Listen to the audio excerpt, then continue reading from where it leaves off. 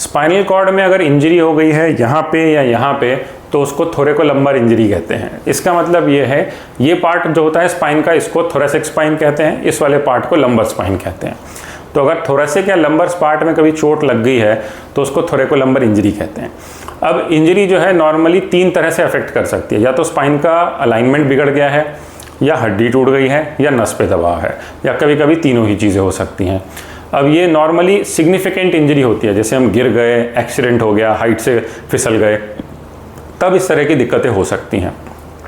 अगर spinal cord में injury हुई है तो आप जिस भी डॉक्टर के पास जाएंगे वो पहले आपका एक्सरे या एमआरआई करके देखेंगे, उससे उसको पता चलेगा कि इंजरी कितनी सीवियर है। साथ ही में वो ये भी देखेंगे कि नर्व्स पे प्रेशर है कि नहीं। अगर नर्व्स पे प्रेशर आता है इन एरियाज़ में तो पैरों में दिक्कत हो सकती है, जैसे सुनपन, भारीपन, झुंझुनाहट, चलने में दिक्कत, या मोशन यूरिन में दिक्कत, या फिर पैरालिसिस हो जाए पैरों का, इस तरह की दिक्कतें हो सकती हैं। तो अगर आपको कभी इंजरी हुई है स्पाइन में, आप डॉक्टर को दिखाया, डॉक्टर एक स्पेसिफिक स्कोरिंग सिस्टम लगा के देखते हैं मेडिकली, जिससे कि पता चलता है कि इसमें सर्जरी की ज़रूरत है या नहीं है, और अगर सर्जरी होनी है तो वो फिर तुरंत होनी चाहिए।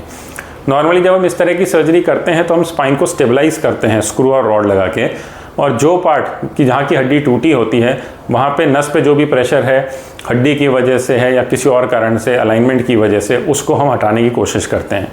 वो प्रेशर हम हटाने की कोशिश करते हैं ताकि नस को खोल दें, हड्डी को स्टेबलाइज कर दें और मरीज अपनी नॉर्मल लाइफ में वापस जा पाए। कभी कभी ऐसा होता है कि चोट बहुत ज़्यादा होती है, स्पाइनल कॉर्ड डैमेज भी हो गई होती है, तब रिकवरी के चांसेस कम रहते हैं। तो अगर आपको स्पाइन में इंजरी हुई है, थोरेसिक्स में या लंबर स्पाइन में, तो नॉर्मली इसी तरह का प्रेजेंटेशन होता है, जैसे कमर में दर्द हो रहा, या पैरों में दिक्कत होना, या कमर का टेढ़ापन होना, इस तरह की दिक्कतें। तो अगर आपको लंबर स्पाइन में या थोरेसिक स्पाइन में इंजरी है, अपने डॉक्टर को दिखाएं, वो आपका एक्सरे या एमआरआई करके देखेंगे और जो भी आपका उचित इलाज होगा वो आपको बताएंगे। Thank you.